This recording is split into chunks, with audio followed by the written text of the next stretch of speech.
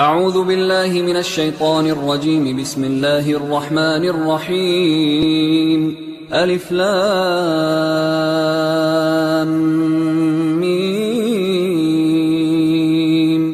ذلك الكتاب لا ريب فيه هدى للمتقين الذين يؤمنون بالغيب ويقيمون الصلاة ومما رزقناهم ينفقون والذين يؤمنون بما أنزل إليك وما أنزل من قبلك وبالآخرة هم يوقنون أولئك على هدى من ربهم وأولئك هم المفلحون. إن الذين كفروا سواء عليهم أأنذرتهم أم لم تنذرهم لا يؤمنون. ختم الله على قلوبهم وعلى سمعهم وعلى أبصارهم غشاوة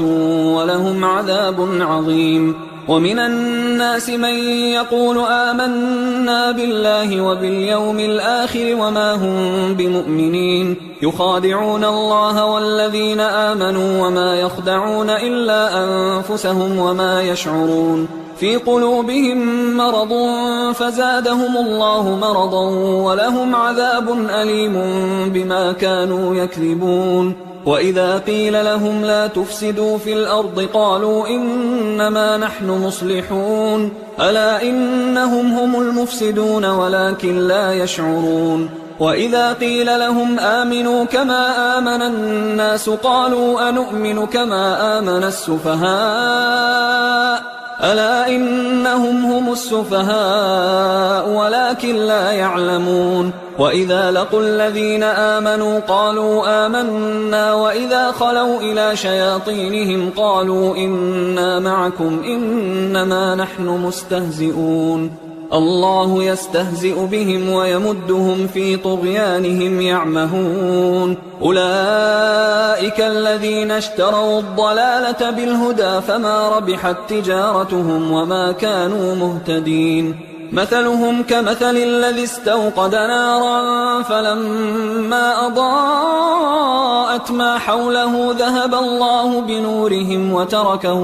وتركهم في ظلمات لا يبصرون. صم بكم عمي فهم لا يرجعون. أو كصيب من السماء فيه ظلمات ورعد وبرق يجعلون أصابعهم في آذانهم من الصواعق حذر الموت والله محيط بالكافرين. يكاد البرق يخطف أبصارهم كلما أضاء لهم مشوا فيه وإذا أظلم عليهم قاموا ولو شاء الله لذهب بسمعهم وأبصارهم إن الله على كل شيء قدير. يا أيها الناس اعبدوا ربكم الذي خلقكم والذين من قبلكم لعلكم تتقون. الذي جعل لكم الأرض فراشا والسماء بناء وأنزل من السماء ماء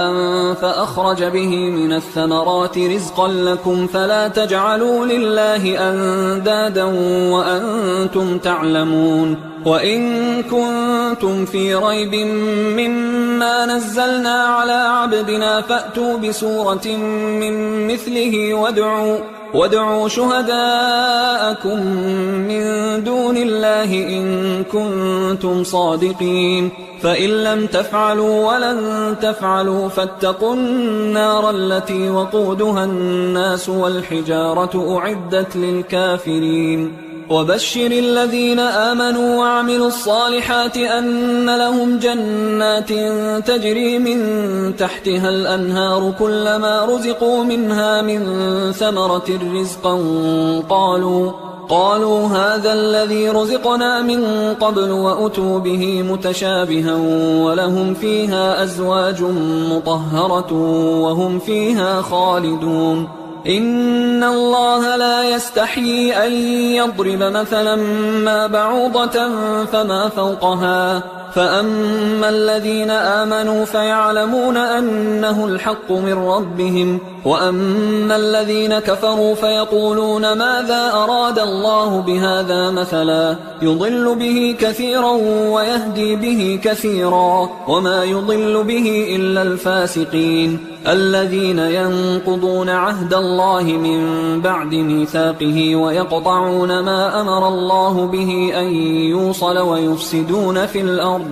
أولئك هم الخاسرون. كيف تكفرون بالله وكنتم أمواتا فأحياكم ثم يميتكم ثم يحييكم ثم إليه ترجعون. هو الذي خلق لكم ما في الأرض جميعا ثم استوى إلى السماء فسواهن 7 سماوات وهو بكل شيء عليم. وإذ قال ربك للملائكة إني جاعل في الأرض خليفة قالوا أتجعل فيها من يفسد فيها ويسفك الدماء ونحن نسبح بحمدك ونقدس لك قال إني أعلم ما لا تعلمون. وعلم آدم الأسماء كلها ثم عرضهم على الملائكة فقال أنبئوني بأسماء هؤلاء إن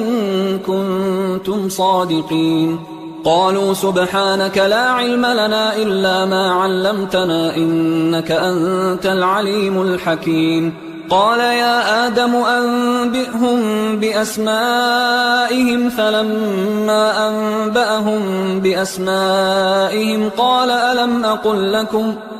ألم أقل لكم إني أعلم غيب السماوات والأرض وأعلم ما تبدون وما كنتم تكتمون. وإذ قلنا للملائكة اسجدوا لآدم فسجدوا إلا إبليس أبى واستكبر وكان من الكافرين. وقلنا يا آدم اسكن أنت وزوجك الجنة وكلا منها رغدا حيث شئتما ولا تقربا هذه الشجرة فتكونا من الظالمين. فأزلهما الشيطان عنها فأخرجهما مما كانا فيه وقلنا اهبطوا بعضكم لبعض عدو ولكم في الأرض مستقر ومتاع إلى حين. فتلقى آدم من ربه كلمات فتاب عليه إنه هو التواب الرحيم. قلنا اهبطوا منها جميعا فإما يأتينكم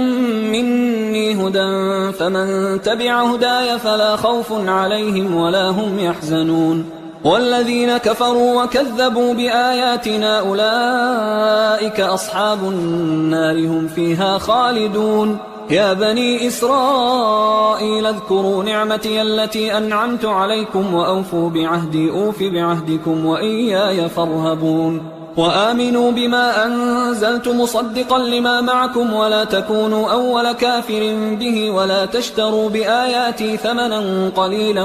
وإياي فاتقون. ولا تلبسوا الحق بالباطل وتكتموا الحق وأنتم تعلمون. وأقيموا الصلاة وآتوا الزكاة واركعوا مع الراكعين. أتأمرون الناس بالبر وتنسون أنفسكم وأنتم تتلون الكتاب أفلا تعقلون. واستعينوا بالصبر والصلاة وإنها لكبيرة إلا على الخاشعين الذين يظنون أنهم ملاقو ربهم وأنهم إليه راجعون. يا بني إسرائيل اذكروا نعمتي التي أنعمت عليكم وأني فضلتكم على العالمين. واتقوا يوما لا تجزي نفس عن نفس شيئا ولا يقبل منها شفاعة ولا يؤخذ منها عدل ولا هم ينصرون. وإذ نجيناكم من آل فرعون يسومونكم سوء العذاب يذبحون أبناءكم ويستحيون نساءكم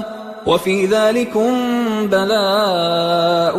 من ربكم عظيم. وإذ فرقنا بكم البحر فأنجيناكم وأغرقنا آل فرعون وأنتم تنظرون. وإذ واعدنا موسى 40 ليلة ثم اتخذتم العجل من بعده وأنتم ظالمون. ثم عفونا عنكم من بعد ذلك لعلكم تشكرون وإذ آتينا موسى الكتاب والفرقان لعلكم تهتدون وإذ قال موسى لقومه يا قوم إنكم ظلمتم أنفسكم باتخاذكم العجل فتوبوا إلى بارئكم فاقتلوا أنفسكم ذلكم خير لكم عند بارئكم فتاب عليكم إنه هو التواب الرحيم وإذ قلتم يا موسى لن نؤمن لك حتى نرى الله جهرة فأخذتكم الصاعقة وأنتم تنظرون ثم بعثناكم من بعد موتكم لعلكم تشكرون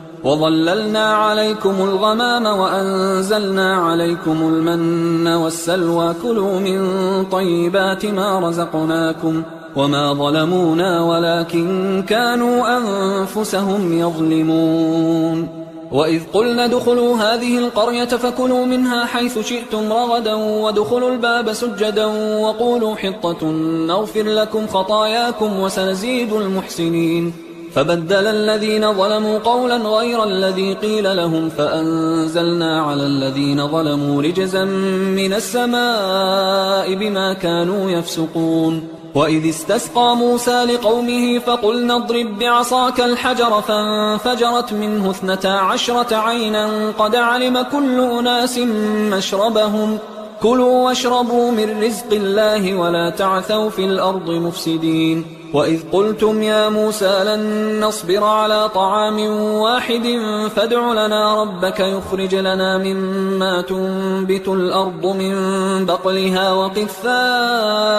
وفومها وعدسها وبصلها قال أتستبدلون الذي هو أدنى بالذي هو خير اهبطوا مصرا فإن لكم ما سألتم وضربت عليهم الذلة والمسكنة وباءوا بغضب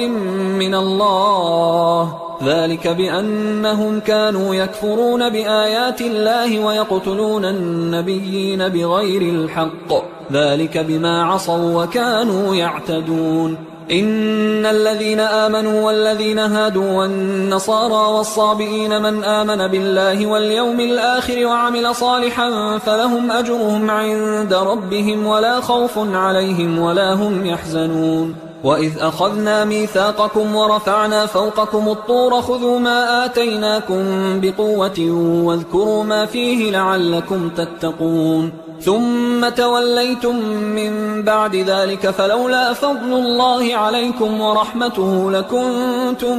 من الخاسرين ولقد علمتم الذين اعتدوا منكم في السبت فقلنا لهم كونوا قردة خاسئين فجعلناها نكالا لما بين يديها وما خلفها وموعظة للمتقين وإذ قال موسى لقومه إن الله يأمركم أن تذبحوا بقرة قالوا أتتخذنا هزوا قال أعوذ بالله أن أكون من الجاهلين قالوا ادع لنا ربك يبين لنا ما هي قال إنه يقول إنها بقرة لا فارض ولا بكر عوان بين ذلك فافعلوا ما تؤمرون قالوا ادع لنا ربك يبين لنا ما لونها قال إنه يقول إنها بقرة صفراء فاقع لونها تسر الناظرين قالوا ادع لنا ربك يبين لنا ما هي إن البقرة شابه علينا وإنا إن شاء الله لمهتدون قال إنه يقول إنها بقرة لا ذلول تثير الأرض ولا تسقي الحرث مسلمة لا شية فيها قالوا الآن جئت بالحق فذبحوها وما كادوا يفعلون وإذ قتلتم نفسا فادارأتم فيها والله مخرج ما كنتم تكتمون فقلنا اضربوه ببعضها كذلك يحيي الله الموتى ويريكم آياته لعلكم تعقلون ثم قست قلوبكم من بعد ذلك فهي كالحجارة أو أشد قسوة وإن من الحجارة لما يتفجر منه الأنهار وإن منها لما يشقق فيخرج منه الماء وإن منها لما يهبط من خشية الله وما الله بغافل عما تعملون أفتطمعون أن يؤمنوا لكم وقد كان فريق منهم يسمعون كلام الله ثم يحرفونه من بعد ما عقلوه وهم يعلمون وإذا لقوا الذين آمنوا قالوا آمنا وإذا خلا بعضهم إلى بعض قالوا أتحدثونهم بما فتح الله عليكم ليحاجوكم به عند ربكم أفلا تعقلون أولا يعلمون أن الله يعلم ما يسرون وما يعلنون ومنهم أميون لا يعلمون الكتاب إلا أماني وإنهم إلا يظنون فويل للذين يكتبون الكتاب بأيديهم ثم يقولون هذا من عند الله ليشتروا به ثمنا قليلا فويل لهم مما كتبت أيديهم وويل لهم مما يكسبون وقالوا لن تمسنا النار إلا أياما معدودة قل أتخذتم عند الله عهدا فلن يخلف الله عهده أم تقولون على الله ما لا تعلمون بلى من كسب سيئة وأحاطت به خطيئته فأولئك أصحاب النار هم فيها خالدون والذين آمنوا وعملوا الصالحات أولئك أصحاب الجنة هم فيها خالدون وإذ أخذنا ميثاق بني إسرائيل لا تعبدون إلا الله وبالوالدين إحسانا وذي القربى واليتامى والمساكين وقولوا للناس حسنا وأقيموا الصلاة وآتوا الزكاة ثم توليتم إلا قليلا منكم وأنتم معرضون وإذ أخذنا ميثاقكم لا تسفكون دماءكم ولا تخرجون أنفسكم من دياركم ثم أقررتم وأنتم تشهدون ثم أنتم هؤلاء تقتلون أنفسكم وتخرجون فريقا منكم من ديارهم تظاهرون عليهم بالإثم والعدوان وإن يأتوكم أسارى تفادوهم وهو محرم عليكم إخراجهم أفتؤمنون ببعض الكتاب وتكفرون ببعض فما جزاء من يفعل ذلك منكم إلا خزي في الحياة الدنيا ويوم القيامة يردون إلى أشد العذاب وما الله بغافل عما تعملون أولئك الذين اشتروا الحياة الدنيا بالآخرة فلا يخفف عنهم العذاب ولا هم ينصرون ولقد آتينا موسى الكتاب وقفينا من بعده بالرسل وآتينا عيسى ابن مريم البينات وأيدناه بروح القدس أفكلما جاءكم رسول بما لا تهوى أنفسكم استكبرتم ففريقا كذبتم وفريقا تقتلون وقالوا قلوبنا غلف بل لعنهم الله بكفرهم فقليلا ما يؤمنون ولما جاءهم كتاب من عند الله مصدق لما معهم وكانوا من قبل يستفتحون على الذين كفروا فلما جاءهم ما عرفوا كفروا به فلعنة الله على الكافرين بئس ما اشتروا به أنفسهم أن يكفروا بما أنزل الله بغيا أن ينزل الله من فضله على من يشاء من عباده فباءوا بغضب على غضب وللكافرين عذاب مهين وإذا قيل لهم آمنوا بما أنزل الله قالوا نؤمن بما أنزل علينا ويكفرون بما وراءه وهو الحق مصدقا لما معهم قل فلم تقتلون أنبياء الله من قبل إن كنتم مؤمنين ولقد جاءكم موسى بالبينات ثم اتخذتم العجل من بعده وأنتم ظالمون وإذ أخذنا ميثاقكم ورفعنا فوقكم الطور خذوا ما آتيناكم بقوة واسمعوا قالوا سمعنا وعصينا وأشربوا في قلوبهم العجل بكفرهم قل بئس ما يأمركم به إيمانكم إن كنتم مؤمنين قل إن كانت لكم الدار الآخرة عند الله خالصة من دون الناس فتمنوا الموت إن كنتم صادقين ولن يتمنوه أبدا بما قدمت أيديهم والله عليم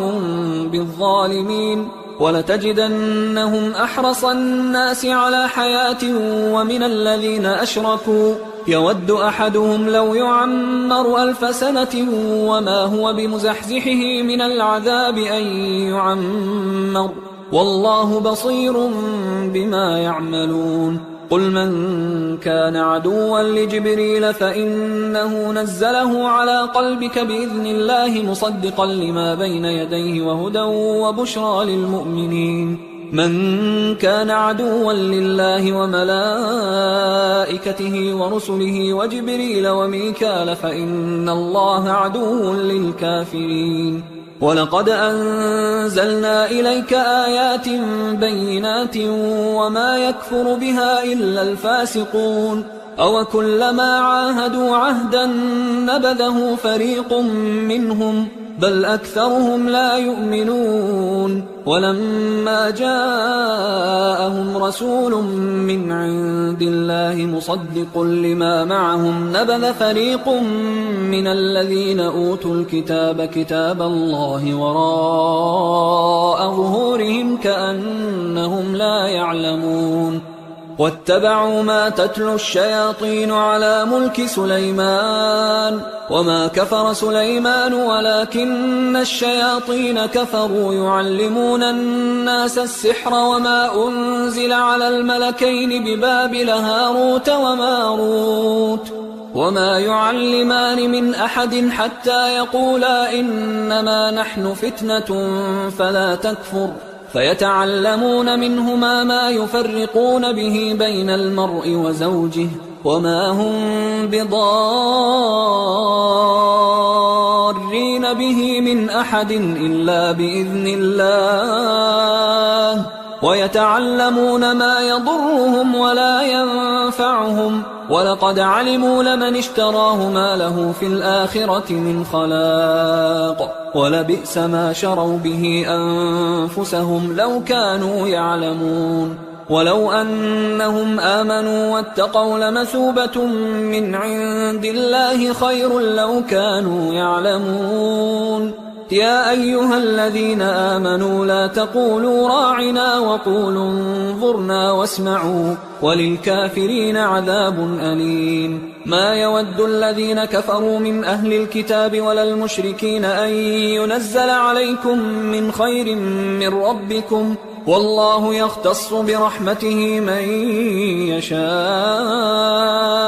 والله ذو الفضل العظيم ما ننسخ من آية أو ننسها نأت بخير منها أو مثلها ألم تعلم أن الله على كل شيء قدير ألم تعلم أن الله له ملك السماوات والأرض وما لكم من دون الله من ولي ولا نصير أم تريدون أن تسألوا رسولكم كما سئل موسى من قبل ومن يتبدل الكفر بالإيمان فقد ضل سواء السبيل ود كثير من أهل الكتاب لو يردونكم من بعد إيمانكم كفارا حسدا من عند أنفسهم من بعد ما تبين لهم الحق فاعفوا واصفحوا حتى يأتي الله بأمره إن الله على كل شيء قدير وأقيموا الصلاة وآتوا الزكاة وما تقدموا لأنفسكم من خير تجدوه عند الله إن الله بما تعملون بصير وقالوا لن يدخل الجنة إلا من كان هودا أو نصارى تلك أمانيهم قل هاتوا برهانكم إن كنتم صادقين بلى من أسلم وجهه لله وهو محسن فله أجره عند ربه ولا خوف عليهم ولا هم يحزنون وقالت اليهود ليست النصارى على شيء وقالت النصارى ليست اليهود على شيء وهم يتلون الكتاب كذلك قال الذين لا يعلمون مثل قولهم فالله يحكم بينهم يوم القيامة فيما كانوا فيه يختلفون ومن أظلم ممن منع مساجد الله أن يذكر فيها اسمه وسعى في خرابها أولئك ما كان لهم أن يدخلوها إلا خائفين لهم في الدنيا خزي ولهم في الآخرة عذاب عظيم ولله المشرق والمغرب فأينما تولوا فثم وجه الله إن الله واسع عليم وقالوا اتخذ الله ولدا سبحانه بل له ما في السماوات والأرض كل له قانتون بديع السماوات والأرض وإذا قضى أمرا فإنما يقول له كن فيكون وقال الذين لا يعلمون لولا يكلمنا الله أو تأتينا آية كذلك قال الذين من قبلهم مثل قولهم تشابهت قلوبهم قد بينا الآيات لقوم يوقنون إنا أرسلناك بالحق بشيرا ونذيرا ولا تسأل عن أصحاب الجحيم ولن ترضى عنك اليهود ولا النصارى حتى تتبع ملتهم قل إن هدى الله هو الهدى ولئن اتبعت أهواءهم بعد الذي جاءك من العلم ما لك من الله من ولي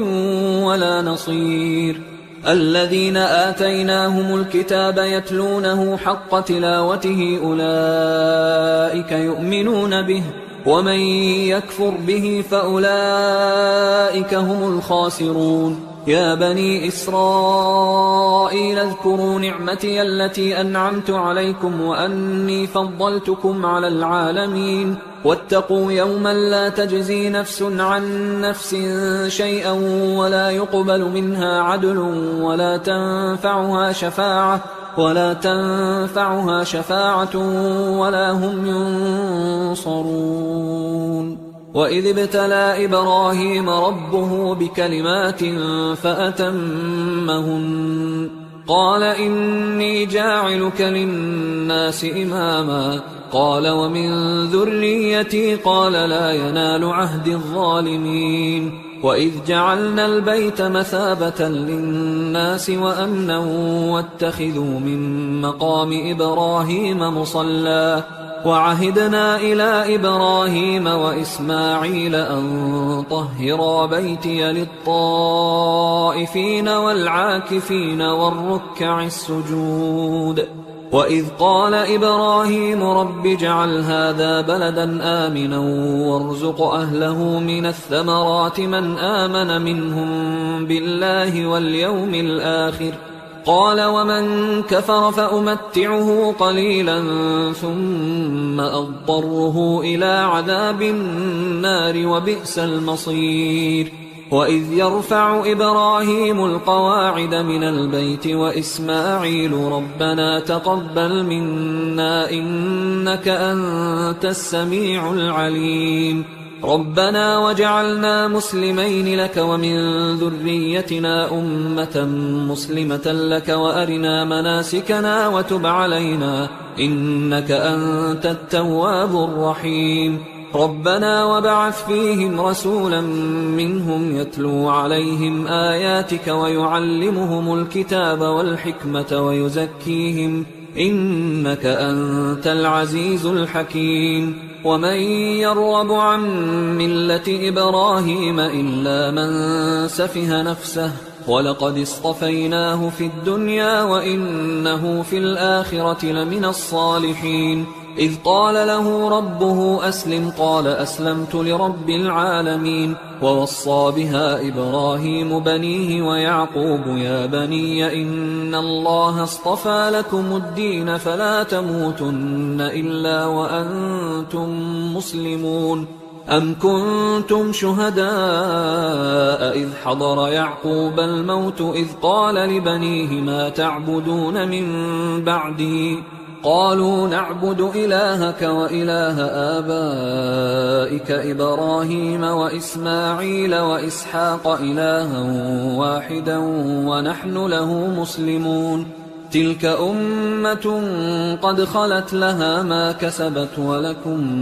ما كسبتم ولا تسألون عما كانوا يعملون. وقالوا كونوا هودا أو نصارى تهتدوا قل بل ملة إبراهيم حنيفا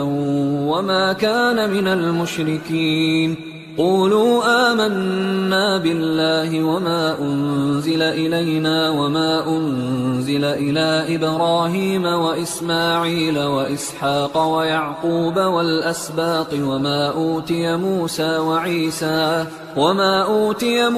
وعيسى وما أوتي النبيون من ربهم لا نفرق بين أحد منهم ونحن له مسلمون. فإن آمنوا بمثل ما آمنتم به فقد اهتدوا وإن تولوا فإنما هم في شقاق فسيكفيكهم الله وهو السميع العليم. صبغة الله ومن أحسن من الله صبغة ونحن له عابدون. قل أتحاجوننا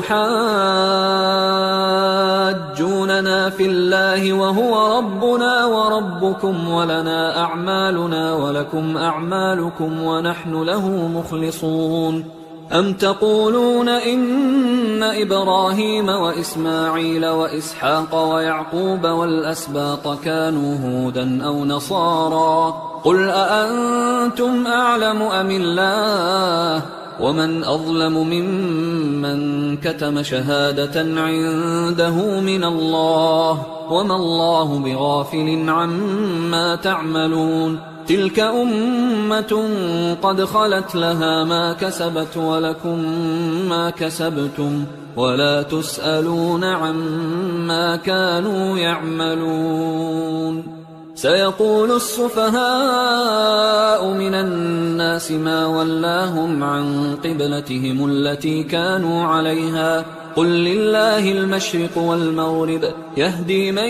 يشاء إلى صراط مستقيم. وكذلك جعلناكم أمة وسطا لتكونوا شهداء على الناس ويكون الرسول عليكم شهيدا. وما جعلنا القبلة التي كنت عليها إلا لنعلم من يتبع الرسول ممن ينقلب على عقبيه وإن كانت لكبيرة إلا على الذين هدى الله وما كان الله ليضيع إيمانكم إن الله بالناس لرؤوف رحيم. قد نرى تقلب وجهك في السماء فلنولينك قبلة ترضاها فول وجهك شطر المسجد الحرام وحيث ما كنتم فولوا وجوهكم شطره وإن الذين أوتوا الكتاب ليعلمون أنه الحق من ربهم وما الله بغافل عما يعملون. ولئن أتيت الذين أوتوا الكتاب بكل آية ما تبعوا قبلتك وما أنت بتابع قبلتهم وما بعضهم بتابع قبلة بعض ولئن اتبعت أهواءهم من بعد ما جاءك من العلم إنك إذا لمن الظالمين. الذين آتيناهم الكتاب يعرفونه كما يعرفون أبناءهم وإن فريقا منهم ليكتمون الحق وهم يعلمون. الحق من ربك فلا تكونن من الممترين ولكل وجهة هو موليها فاستبقوا الخيرات أينما تكونوا يأت بكم الله جميعا إن الله على كل شيء قدير ومن حيث خرجت فول وجهك شطر المسجد الحرام وإنه للحق من ربك وما الله بغافل عما تعملون ومن حيث خرجت فول وجهك شطر المسجد الحرام وحيث ما كنتم فولوا وجوهكم شطره لئلا يكون للناس عليكم حجة إلا الذين ظلموا منهم فلا تخشوهم واخشوني ولأتم نعمتي عليكم ولعلكم تهتدون كما أرسلنا فيكم رسولا منكم يتلو عليكم آياتنا ويزكيكم ويعلمكم الكتاب والحكمة ويعلمكم ما لم تكونوا تعلمون فاذكروني أذكركم واشكروا لي ولا تكفرون يا أيها الذين آمنوا استعينوا بالصبر والصلاة إن الله مع الصابرين ولا تقولوا لمن يقتل في سبيل الله أموات بل أحياء ولكن لا تشعرون ولنبلونكم بشيء من الخوف والجوع ونقص من الأموال والأنفس والثمرات وبشر الصابرين الذين إذا أصابتهم مصيبة قالوا إنا لله وإنا إليه راجعون أولئك عليهم صلوات من ربهم ورحمة وأولئك هم المهتدون إن الصفا والمروة من شعائر الله فمن حج البيت أو اعتمر فلا جناح عليه أن يطوف بهما ومن تطوع خيرا فإن الله شاكر عليم إن الذين يكتمون ما أنزلنا من البينات والهدى من بعد ما بيناه للناس في الكتاب أولئك يلعنهم الله ويلعنهم اللاعنون إلا الذين تابوا وأصلحوا وبينوا فأولئك أتوب عليهم وأنا التواب الرحيم إن الذين كفروا وماتوا وهم كفار أولئك عليهم لعنة الله والملائكة والناس أجمعين خالدين فيها لا يخفف عنهم العذاب ولا هم ينظرون وإلهكم إله واحد لا إله إلا هو الرحمن الرحيم إن في خلق السماوات والأرض واختلاف الليل والنهار والفلك التي تجري في البحر بما ينفع الناس وما أنزل الله من السماء من ماء فأحيا به الأرض بعد موتها وبث فيها من كل دابة وتصريف الرياح والسحاب المسخر بين السماء والأرض لآيات لقوم يعقلون ومن الناس من يتخذ من دون الله أندادا يحبونهم كحب الله والذين آمنوا أشد حبا لله ولو يرى الذين ظلموا إذ يرون العذاب أن القوة لله جميعا وأن الله شديد العذاب إذ تبرأ الذين اتبعوا من الذين اتبعوا ورأوا العذاب وتقطعت بهم الأسباب وقال الذين اتبعوا لو أن لنا كرة فنتبرأ منهم كما تبرأوا منا كذلك يريهم الله أعمالهم حسرات عليهم وما هم بخارجين من النار يا أيها الناس كلوا مما في الأرض حلالا طيبا ولا تتبعوا خطوات الشيطان إنه لكم عدو مبين إنما يأمركم بالسوء والفحشاء وأن تقولوا على الله ما لا تعلمون وإذا قيل لهم اتبعوا ما أنزل الله قالوا بل نتبع ما ألفينا عليه آباءنا أولو كان آباؤهم لا يعقلون شيئا ولا يهتدون ومثل الذين كفروا كمثل الذي ينعق بما لا يسمع إلا دعاء ونداء صم بكم عمي فهم لا يعقلون يا أيها الذين آمنوا كلوا من طيبات ما رزقناكم واشكروا لله إن كنتم إياه تعبدون إنما حرم عليكم الميتة والدم ولحم الخنزير وما أهل به لغير الله فمن اضطر غير باغ ولا عاد فلا إثم عليه إن الله غفور رحيم إن الذين يكتمون ما أنزل الله من الكتاب ويشترون به ثمنا قليلا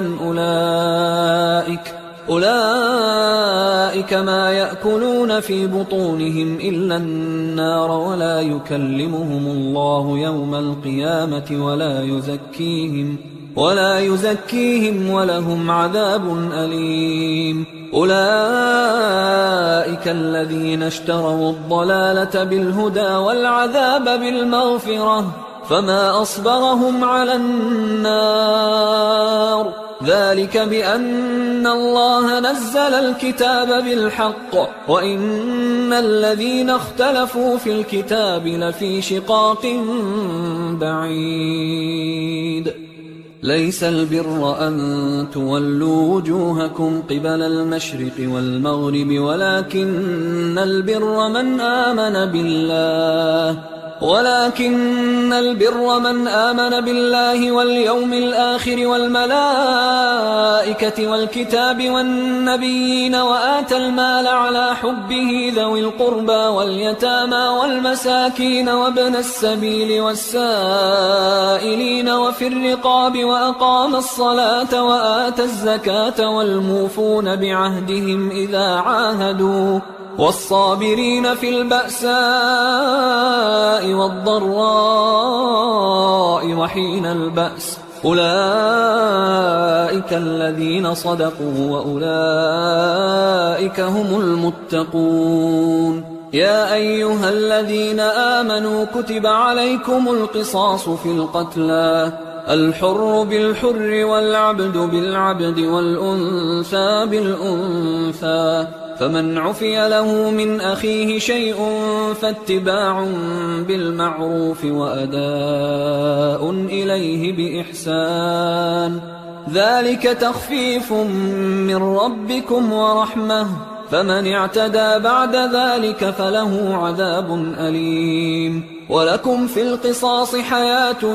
يا أولي الألباب لعلكم تتقون كتب عليكم إذا حضر أحدكم الموت إن ترك خيرا الوصية للوالدين والأقربين بالمعروف حقا على المتقين فمن بدله بعدما سمعه فإنما إثمه على الذين يبدلونه إن الله سميع عليم فمن خاف من موص جنفا أو إثما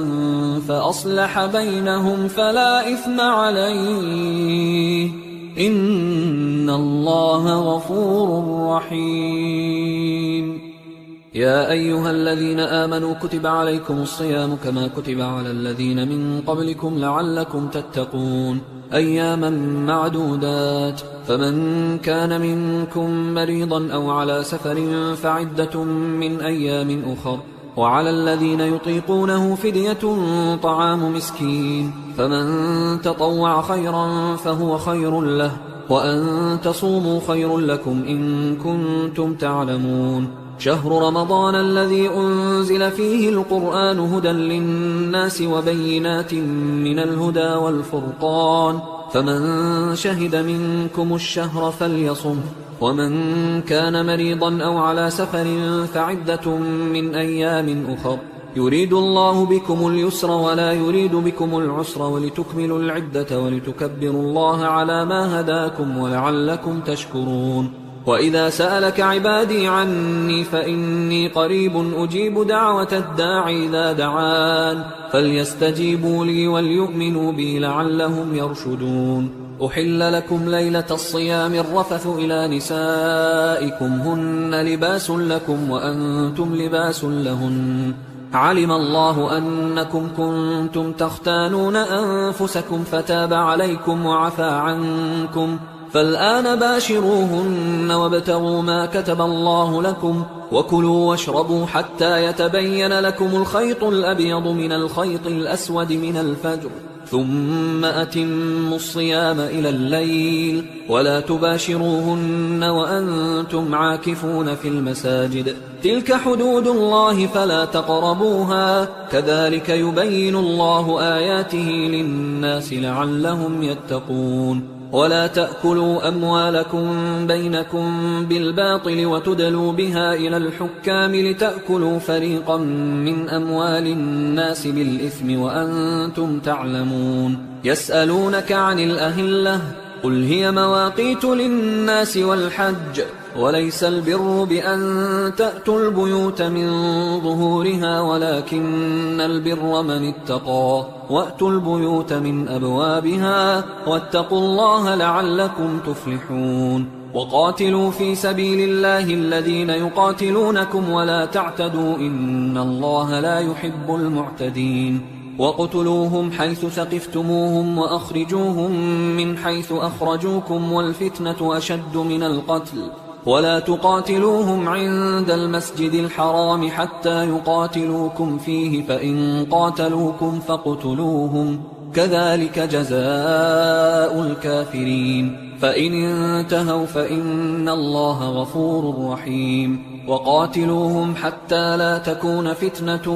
ويكون الدين لله، فإن انتهوا فلا عدوان إلا على الظالمين. الشهر الحرام بالشهر الحرام والحرمات قصاص، فمن اعتدى عليكم فاعتدوا عليه بمثل ما اعتدى عليكم، واتقوا الله واعلموا أن الله مع المتقين. وأنفقوا في سبيل الله ولا تلقوا بأيديكم إلى التهلكة وأحسنوا إن الله يحب المحسنين. وأتموا الحج والعمرة لله، فإن أحصرتم فما استيسر من الهدي، ولا تحلقوا رؤوسكم حتى يبلغ الهدي محله، فمن كان منكم مريضا أو به أذى من رأسه ففدية من صيام أو صدقة أو نسك، فإذا أمنتم فمن تمتع بالعمرة إلى الحج فما استيسر من الهدي، فمن لم يجد فصيام 3 أيام في الحج و7 إذا رجعتم، تلك 10 كاملة، ذلك لمن لم يكن أهله حاضر المسجد الحرام. واتقوا الله واعلموا أن الله شديد العقاب. الحج أشهر معلومات، فمن فرض فيهن الحج فلا رفث ولا فسوق ولا جدال في الحج، وما تفعلوا من خير يعلمه الله، وتزودوا فإن خير الزاد التقوى واتقون يا أولي الألباب. ليس عليكم جناح أن تبتغوا فضلا من ربكم، فإذا أفضتم من عرفات فاذكروا الله عند المشعر الحرام واذكروه كما هداكم وإن كنتم من قبله لمن الضالين. ثم أفيضوا من حيث أفاض الناس واستغفروا الله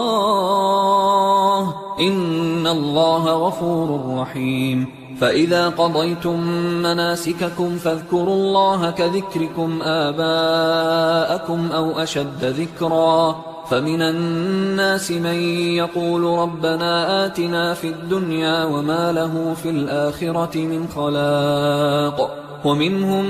من يقول ربنا آتنا في الدنيا حسنة وفي الآخرة حسنة وقنا عذاب النار. أولئك لهم نصيب مما كسبوا والله سريع الحساب. واذكروا الله في أيام معدودات، فمن تعجل في يومين فلا إثم عليه ومن تأخر فلا إثم عليه لمن اتقى. واتقوا الله واعلموا أنكم إليه تحشرون. ومن الناس من يعجبك قوله في الحياة الدنيا ويشهد الله على ما في قلبه وهو ألد الخصام. وإذا تولى سعى في الأرض ليفسد فيها ويهلك الحرث والنسل والله لا يحب الفساد. وإذا قيل له اتق الله أخذته العزة بالإثم فحسبه جهنم ولبئس المهاد. ومن الناس من يشري نفسه ابتغاء مرضات الله والله رؤوف بالعباد. يا أيها الذين آمنوا ادخلوا في السلم كافة ولا تتبعوا خطوات الشيطان إنه لكم عدو مبين. فإن زللتم من بعد ما جاءتكم البينات فاعلموا أن الله عزيز حكيم. هل ينظرون إلا أن يأتيهم الله في ظلل من الغمام والملائكة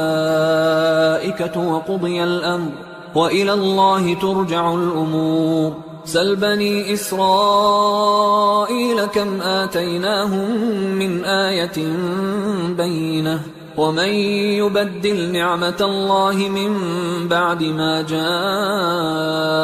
فإن الله شديد العقاب. زين للذين كفروا الحياة الدنيا ويسخرون من الذين آمنوا والذين اتقوا فوقهم يوم القيامة والله يرزق من يشاء بغير حساب. كان الناس أمة واحدة فبعث الله النبيين مبشرين ومنذرين وأنزل معهم الكتاب بالحق ليحكم بين الناس فيما اختلفوا فيه وما اختلف فيه إلا الذين أوتوه من بعد ما جاءتهم البينات بغيا بينهم فهدى الله الذين آمنوا لما اختلفوا فيه من الحق بإذنه والله يهدي من يشاء إلى صراط مستقيم. أم حسبتم أن تدخلوا الجنة ولما يأتكم مثل الذين خلوا من قبلكم مستهم البأساء والضراء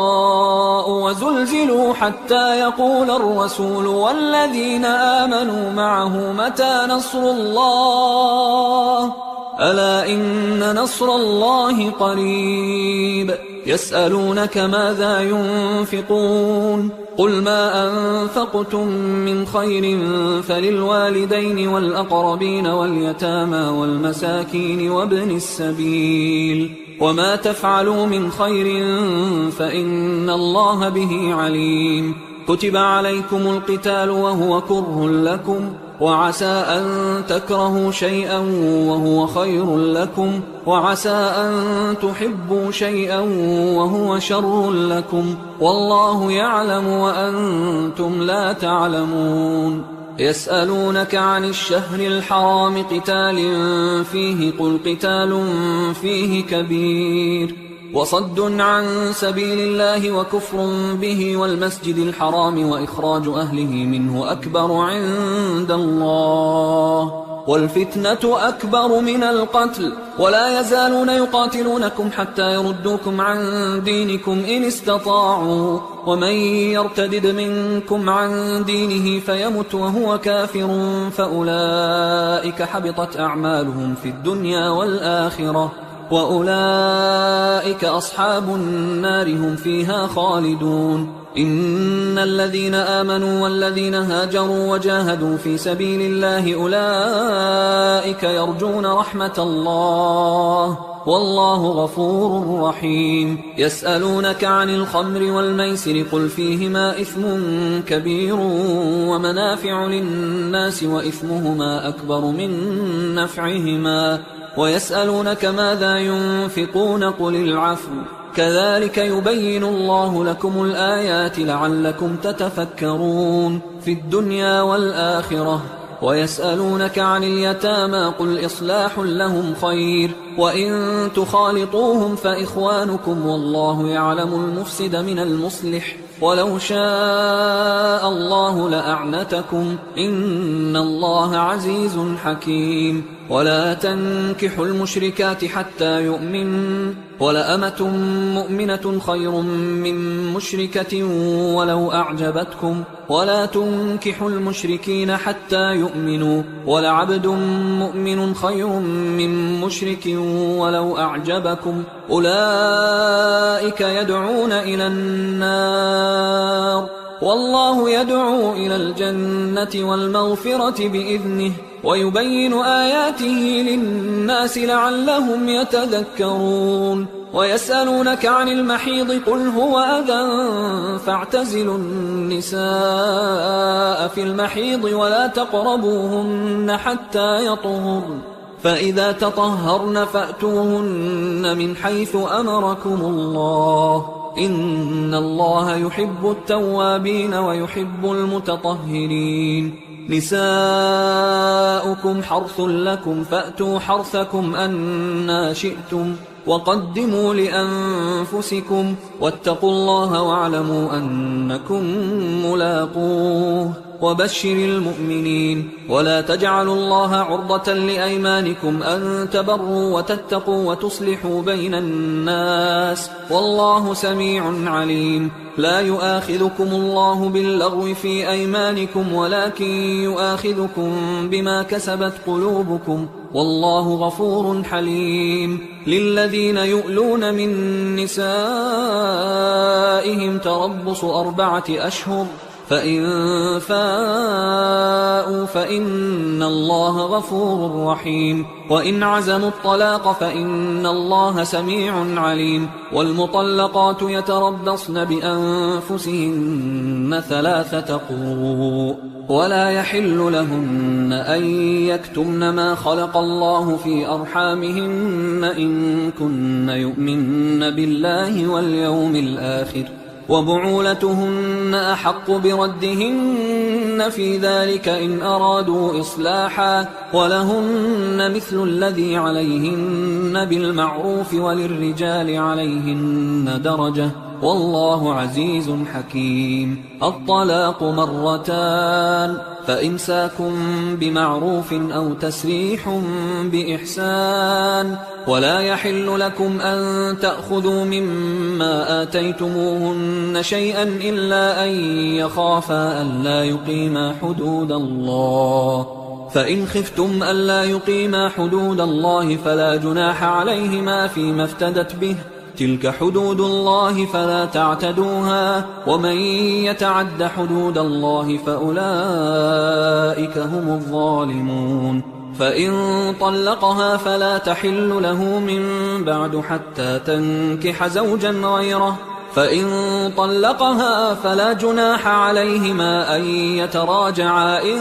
ظنا أن يقيما حدود الله وتلك حدود الله يبينها لقوم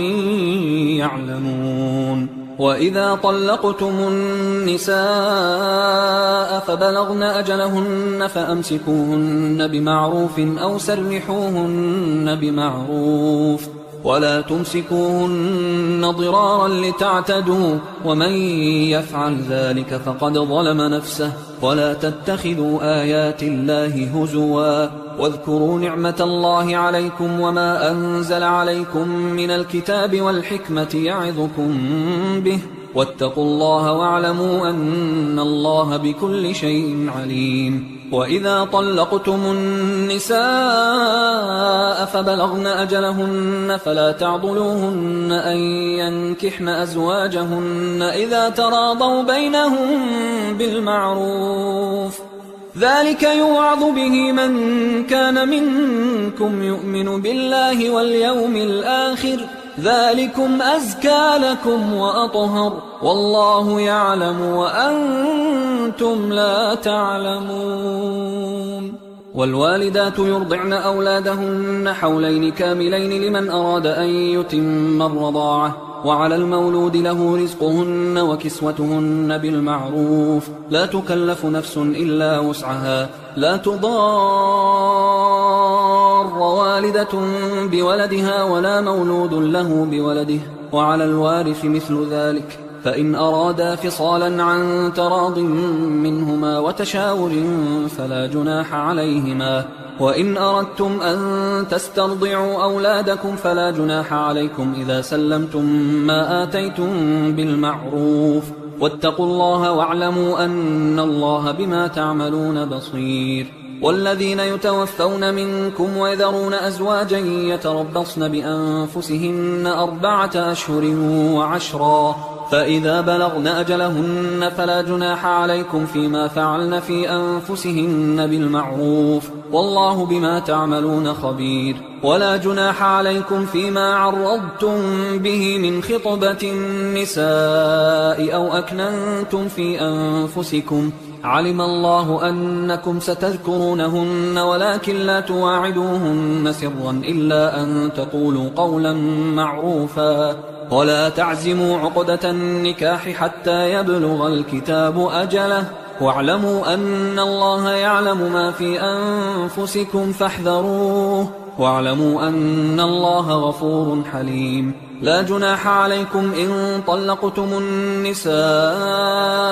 ما لم تمسوهن أو تفرضوا لهن فريضة ومتعوهن على الموسع قدره وعلى المقتر قدره متاعا بالمعروف حقا على المحسنين وإن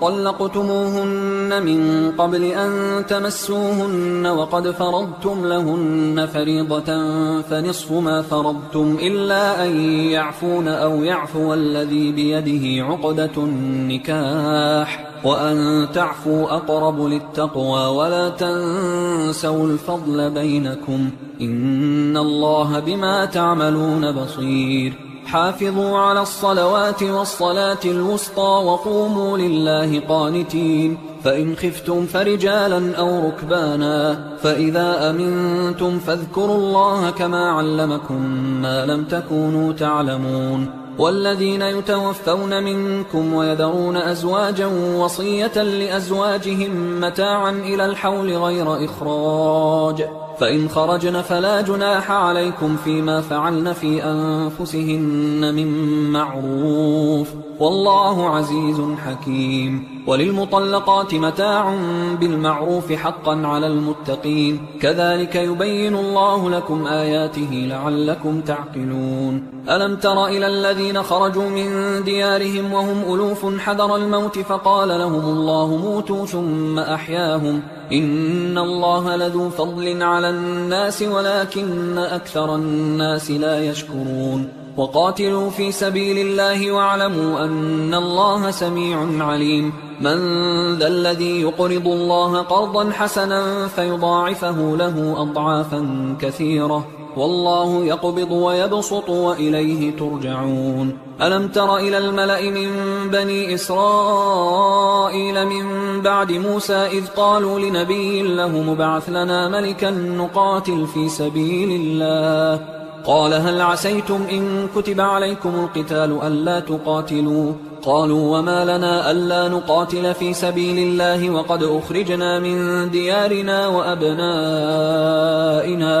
فلما كتب عليهم القتال تولوا إلا قليلا منهم والله عليم بالظالمين وقال لهم نبيهم إن الله قد بعث لكم طالوت ملكا قالوا أنى يكون له الملك علينا ونحن أحق بالملك منه ولم يؤت سعة من المال قال إن الله اصطفاه عليكم وزاده بسطة في العلم والجسم والله يؤتي ملكه من يشاء والله واسع عليم وقال لهم نبيهم إن آية ملكه أن يأتيكم التابوت فيه سكينة من ربكم وبقية مما ترك آل موسى وآل هارون تحمله الملائكة إن في ذلك لآية لكم إن كنتم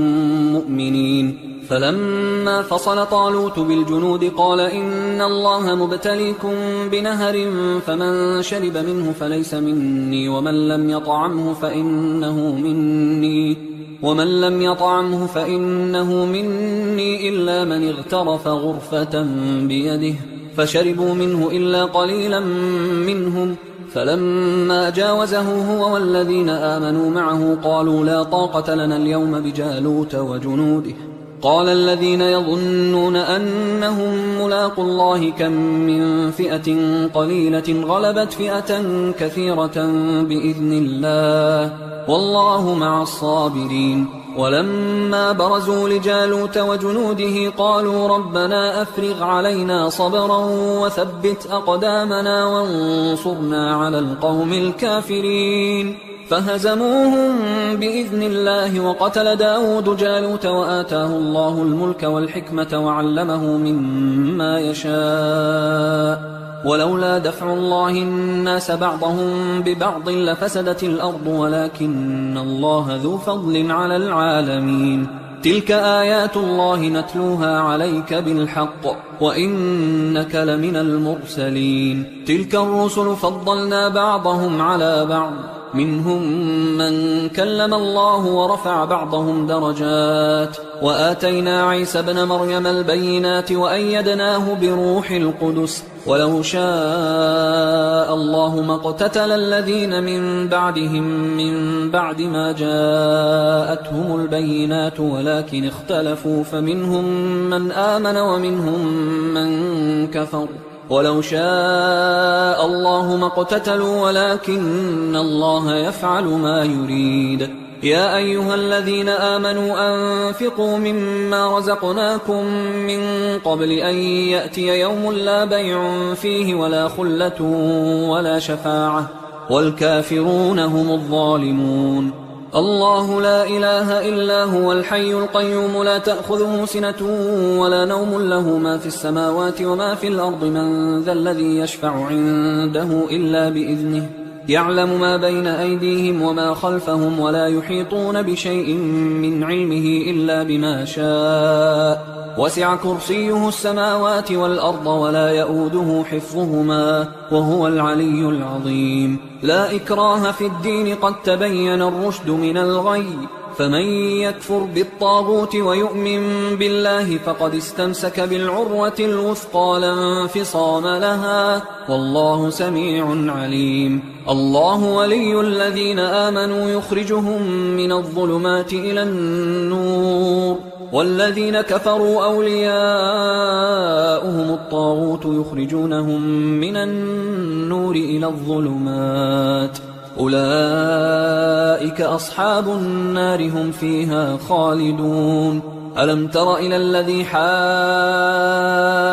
إبراهيم في ربه أن آتاه الله الملك إذ قال إبراهيم ربي الذي يحيي ويميت قال أنا أحيي وأميت قال إبراهيم فإن الله يأتي بالشمس من المشرق فأت بها من المغرب فبهت الذي كفر والله لا يهدي القوم الظالمين أو كالذي مر على قرية وهي خاوية على عروشها قال أنى يحيي هذه الله بعد موتها فأماته الله 100 عام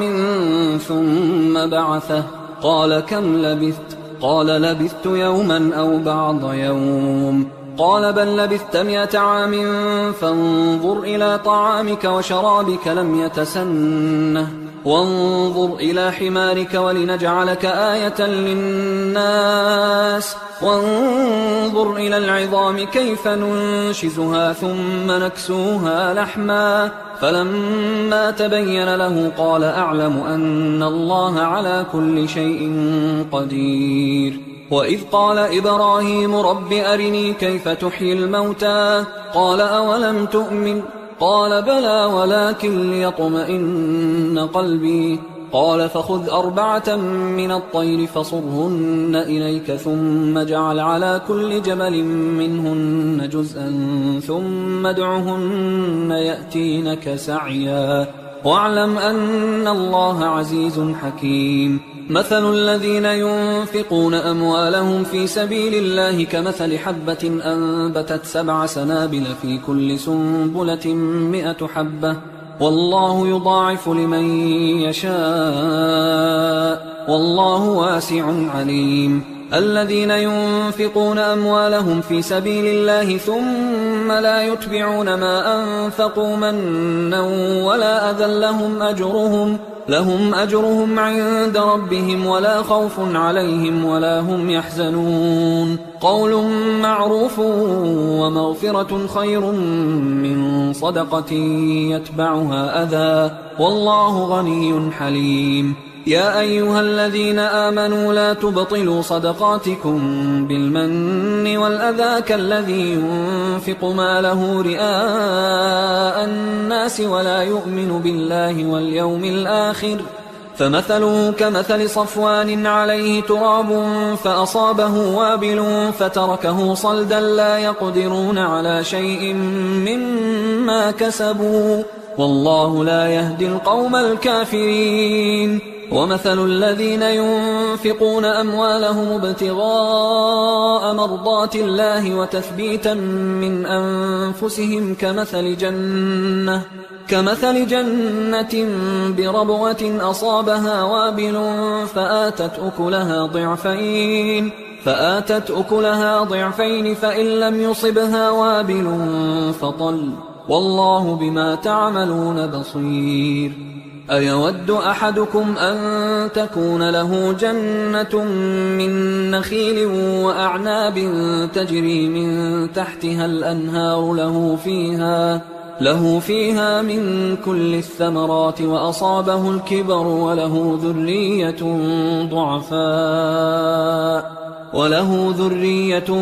ضعفاء فأصابها إعصار فيه نار فاحترقت كذلك يبين الله لكم الآيات لعلكم تتفكرون يا أيها الذين آمنوا أنفقوا من طيبات ما كسبتم ومما أخرجنا لكم من الأرض ولا تيمموا الخبيث منه تنفقون ولستم بآخذيه إلا أن تغمضوا فيه واعلموا أن الله غني حميد الشيطان يعدكم الفقر ويأمركم بالفحشاء والله يعدكم مغفرة منه وفضلا والله واسع عليم يؤتي الحكمة من يشاء ومن يؤت الحكمة فقد أوتي خيرا كثيرا وما يذكر إلا أولو الألباب وما أنفقتم من نفقة أو نذرتم من نذر فإن الله يعلمه وما للظالمين من أنصار إن تبدوا الصدقات فنعما هي وإن تخفوها وتؤتوها الفقراء فهو خير لكم ويكفر عنكم من سيئاتكم والله بما تعملون خبير ليس عليك هداهم ولكن الله يهدي من يشاء وما تنفقوا من خير فلأنفسكم وما تنفقون إلا ابتغاء وجه الله وما تنفقوا من خير يوفى إليكم وأنتم لا تظلمون للفقراء الذين أحصروا في سبيل الله لا يستطيعون ضربا في الأرض يحسبهم الجاهل أغنياء من التعفف تعرفهم بسيماهم لا يسألون الناس إلحافا وما تنفقوا من خير فإن الله به عليم الذين ينفقون أموالهم بالليل والنهار سرا وعلانية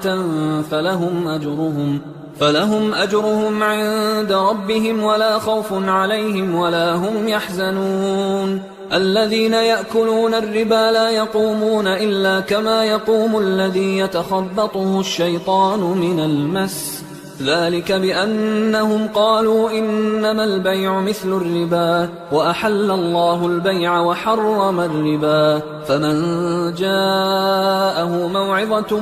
من ربه فانتهى فله ما سلف وأمره إلى الله ومن عاد فأولئك أصحاب النار هم فيها خالدون يمحق الله الربا ويربي الصدقات والله لا يحب كل كفار أثيم إن الذين آمنوا وعملوا الصالحات وأقاموا الصلاة وآتوا الزكاة لهم أجرهم عند ربهم ولا خوف عليهم ولا هم يحزنون يا أيها الذين آمنوا اتقوا الله وذروا ما بقي من الربا إن كنتم مؤمنين فإن لم تفعلوا فأذنوا بحرب من الله ورسوله وإن تبتم فلكم رؤوس أموالكم لا تظلمون ولا تظلمون وإن كان ذو عسرة فنظرة إلى ميسرة وأن تصدقوا خير لكم إن كنتم تعلمون واتقوا يوما ترجعون فيه إلى الله ثم توفى كل نفس ما كسبت وهم لا يظلمون يا أيها الذين آمنوا إذا تداينتم بدين إلى أجل مسمى فاكتبوه وليكتب بينكم كاتب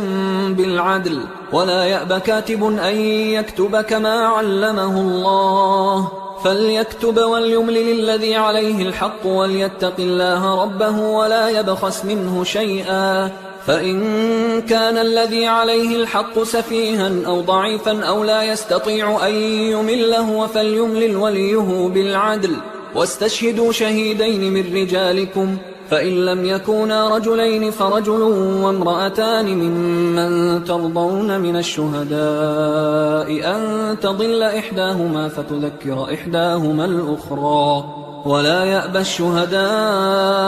إذا ما دعوا ولا تسأموا أن تكتبوه صغيرا أو كبيرا إلى أجله ذلكم أقسط عند الله وأقوم للشهادة وأدنى أن لا ترتابوا إلا أن تكون تجارة حاضرة تديرونها بينكم فليس عليكم جناح ألا تكتبوها وأشهدوا إذا تبايعتم ولا يضار كاتب ولا شهيد وإن تفعلوا فإنه فسوق بكم واتقوا الله ويعلمكم الله والله بكل شيء عليم وإن كنتم على سفر ولم تجدوا كاتبا فرهان مقبوضة، فإن أمن بعضكم بعضا فليؤدي الذي اؤتمن أمانته وليتق الله ربه ولا تكتموا الشهادة، ومن يكتمها فإنه آثم قلبه والله بما تعملون عليم. لله ما في السماوات وما في الأرض، وإن تبدوا ما في أنفسكم أو تخفوه يحاسبكم به الله فيغفر لمن يشاء ويعذب من يشاء والله على كل شيء قدير. آمن الرسول بما أنزل إليه من ربه والمؤمنون كل آمن بالله وملائكته وكتبه ورسله لا نفرق بين أحد من رسله وقالوا سمعنا وأطعنا غفرانك ربنا وإليك المصير. لا يكلف الله نفسا إلا وسعها، لها ما كسبت وعليها ما اكتسبت. ربنا لا تؤاخذنا إن نسينا أو أخطأنا، ربنا ولا تحمل علينا إصرا كما حملته على الذين من قبلنا، ربنا ولا تحملنا ما لا طاقة لنا به، واعف عنا واغفر لنا وارحمنا، أنت مولانا فانصرنا على القوم الكافرين. حصري